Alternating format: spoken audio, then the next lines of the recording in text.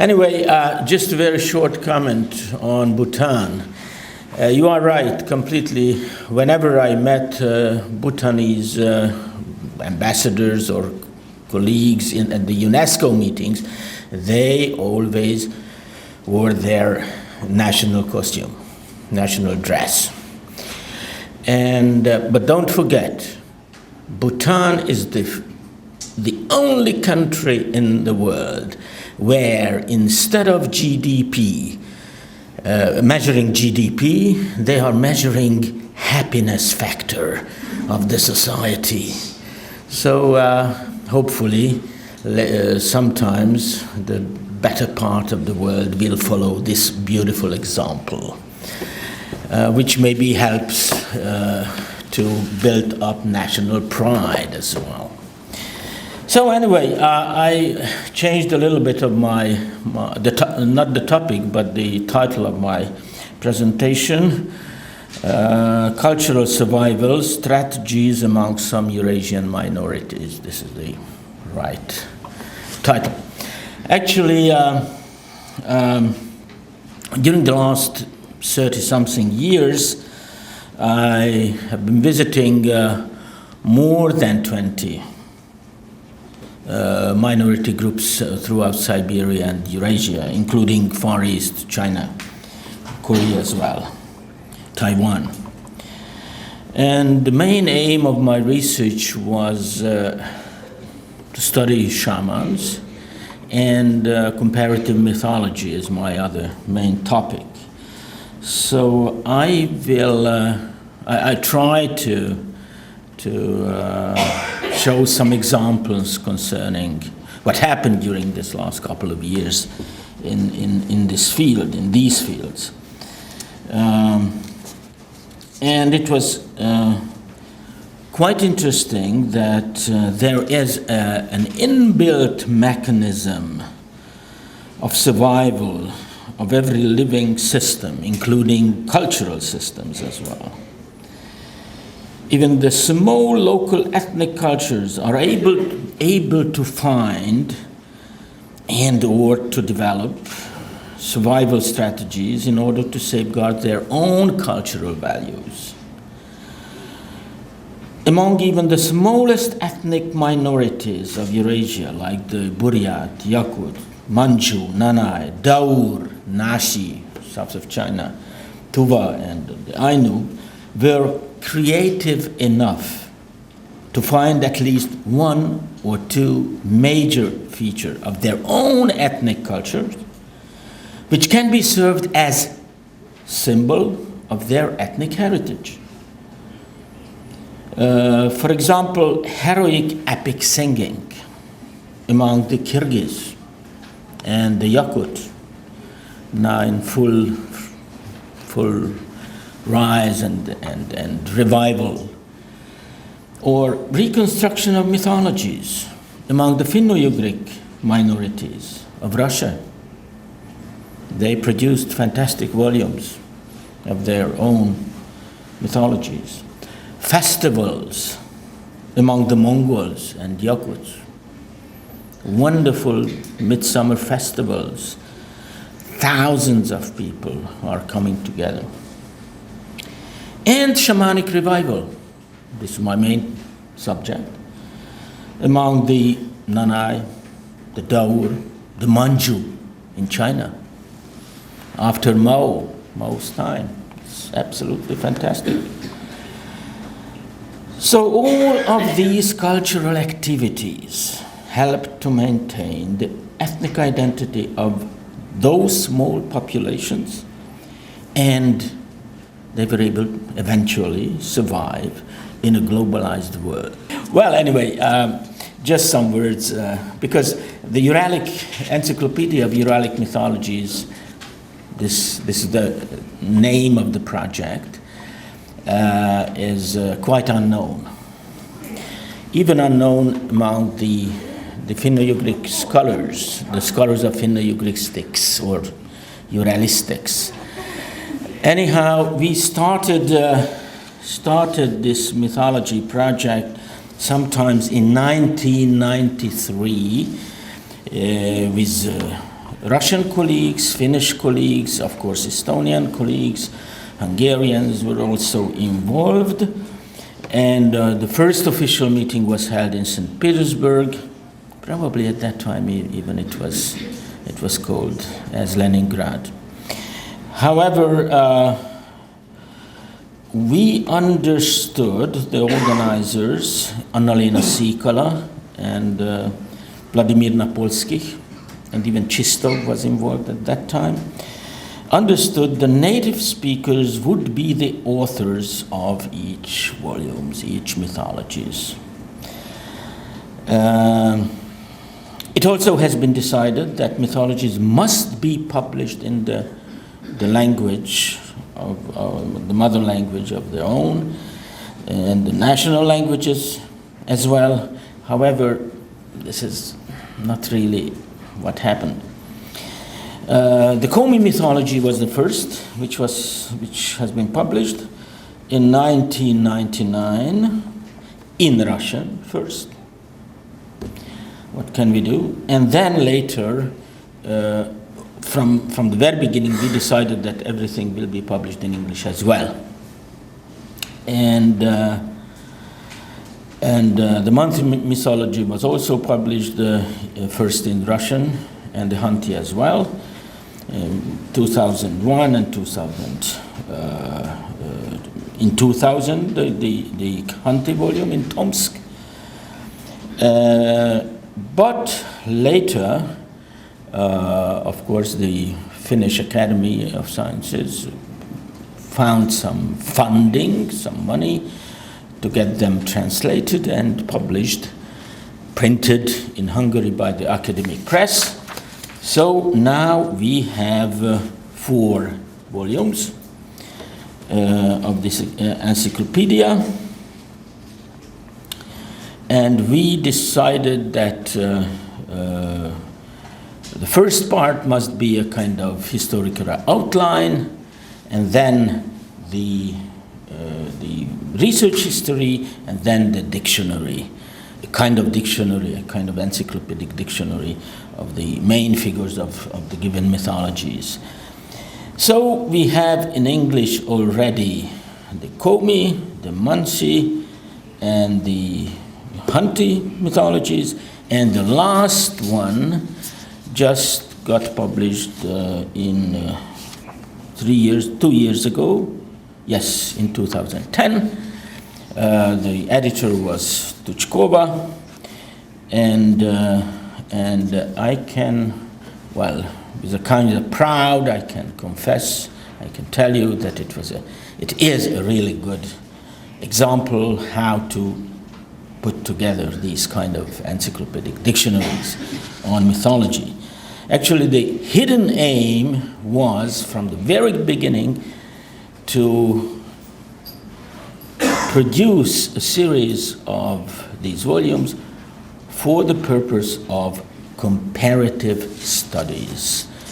Because if we have these basic knowledge of the given mythologies, then we can make nice comparative research in the future.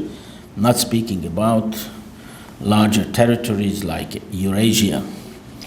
So, I know that the Udmurt mythology is practically ready and written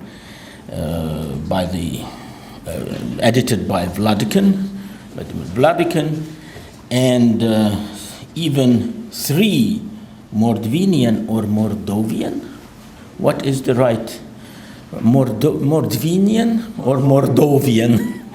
So the Mordva mythology is also ready. Devyatkina published one, Mokshin, both of them in 2004, and some new versions are also has been appeared. So we have to confess that the Estonian mythology is still on the way, and I'm also, how to say, vinovat. So how to say in English? What? Guilty. Yes, I'm so guilty not to finish the Hungarian version. And Anna-Lena Sikal is also working on the Finnish mythology. I suppose the Estonian will be ready sooner or later.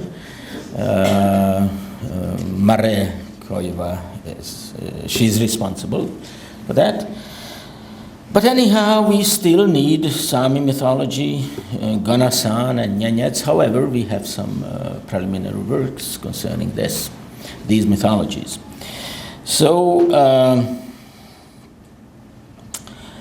mythology can be seen as a conscious effort made by scholars to maintain the ethnic identity. Of course, from a linguistic point of view, mythology cannot be written by foreign scholars whose mother tongue is not really the local language.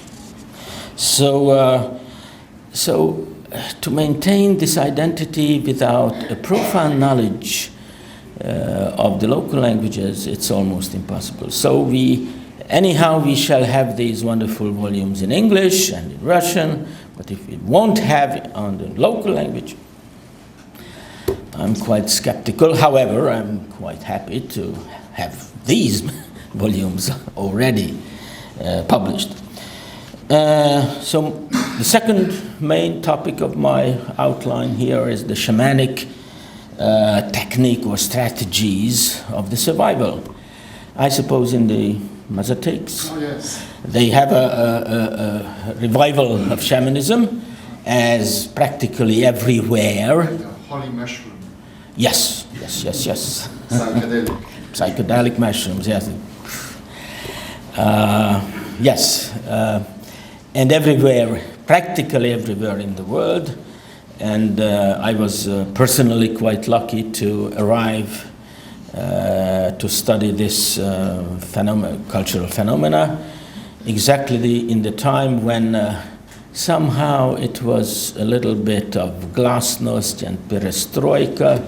So I was allowed to go to Siberia, and later I was allowed to go to China, different part of China. So nowadays, we already had one conference of the International Society of Shamanistic Research, ISSR. Please don't mix with USSR. We shall have another one in China again.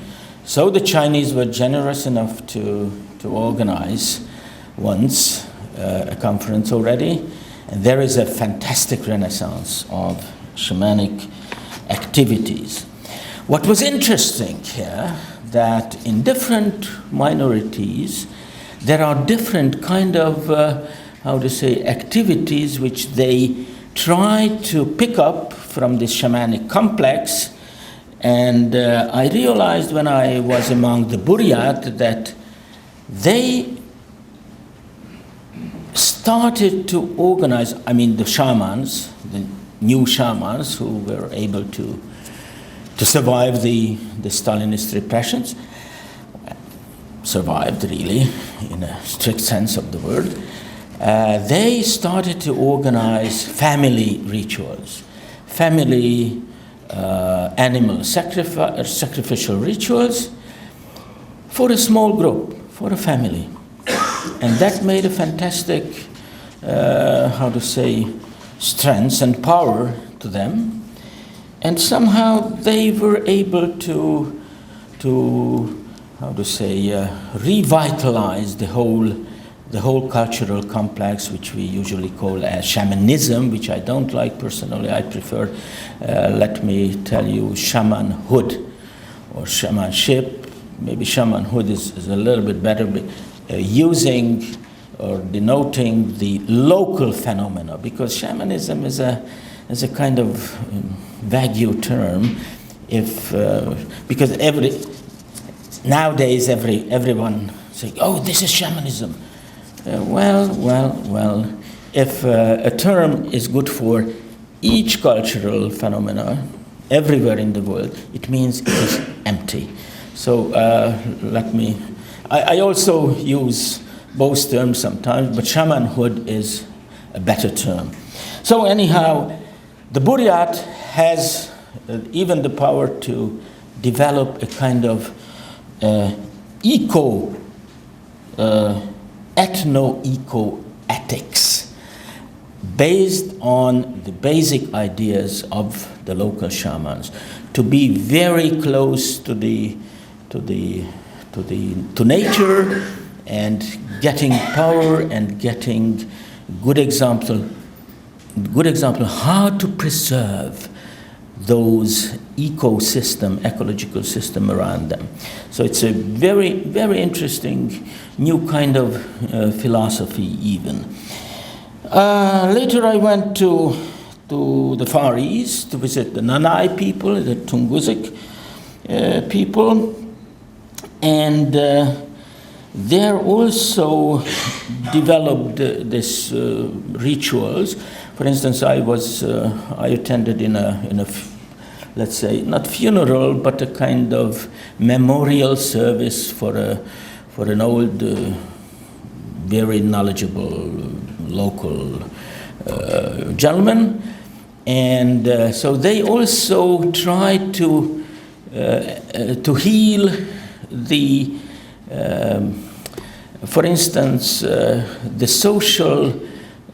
terrible social practice of suicide, especially among the younger generations, and they tried to make preventive rituals just to try to persuade the younger members of the younger generation not to commit suicide under those terrible economic and other situations.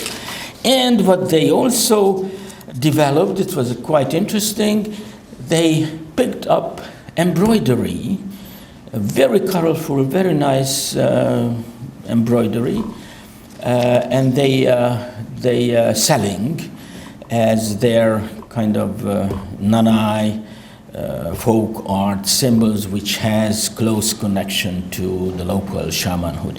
And of course the local shamans are also developed picked up or revitalized the healing processes, the healing practices, and since there are very few real medical care, and doctors, physicians in that area, they have a great prestige.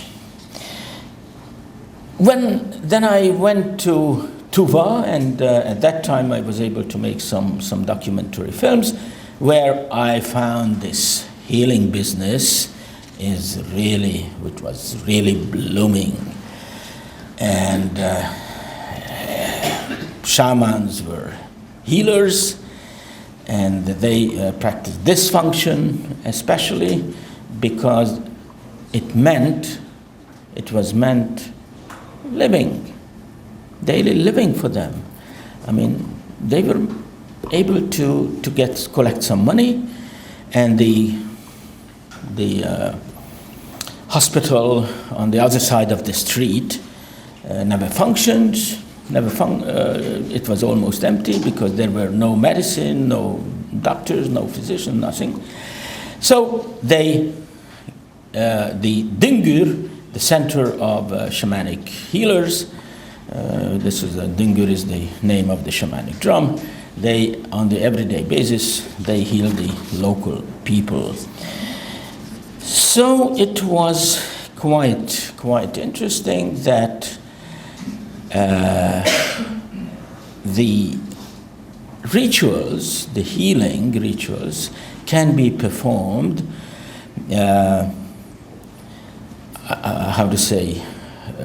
as a gesture language, but the incantations and the verses calling the spirits, it was always performed in the local language.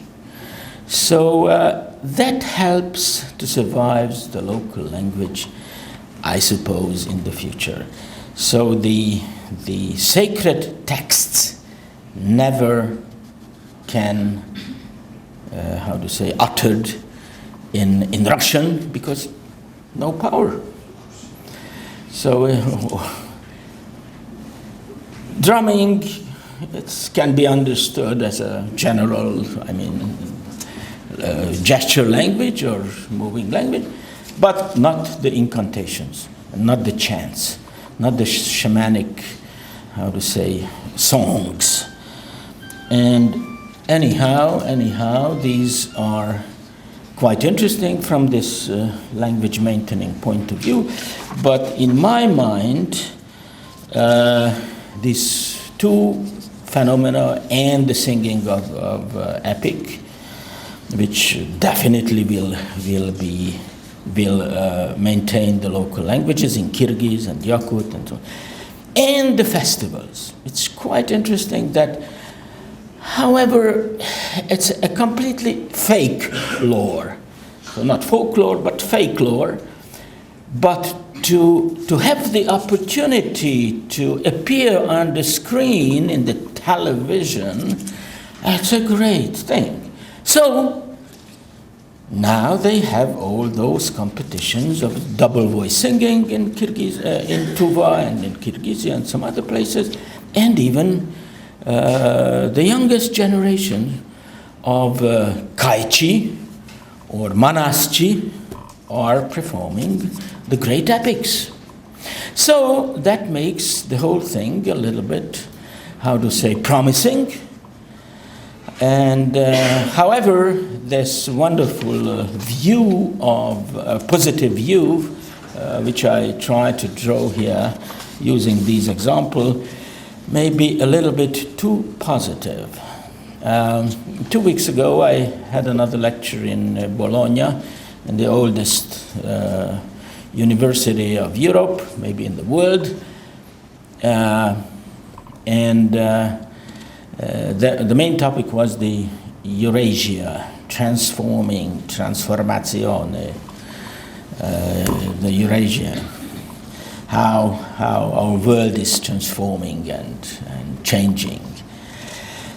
And there I used the concept of Eurasia, which was developed by whom? By Prince Trubetskoy, a very famous, very good scholar. He left Russia, of course, after the revolution. And interestingly enough, that Putin, our dear Putin, just recently, during his pre-election speeches, picked up this Eurasia concept again. Funny. Or it's absolutely not funny. But let me quote Vytautas Landsbergis. I hope it's not necessary to introduce this name here. In Italy, it was necessary to explain who was he. Anyway, in the Baltic Times, when last time I came, I picked up at the airport, and let me quote: "The post-Soviet Eurasian Union is an alternative and contra-argument to the European Union. The Eurasian Union will be just another variety of Soviet Union." Telling the truth, many times my feeling was exactly the same, that these two unions are getting closer and closer, but having borrowed the worst features, not the good features from each other, but only the first features.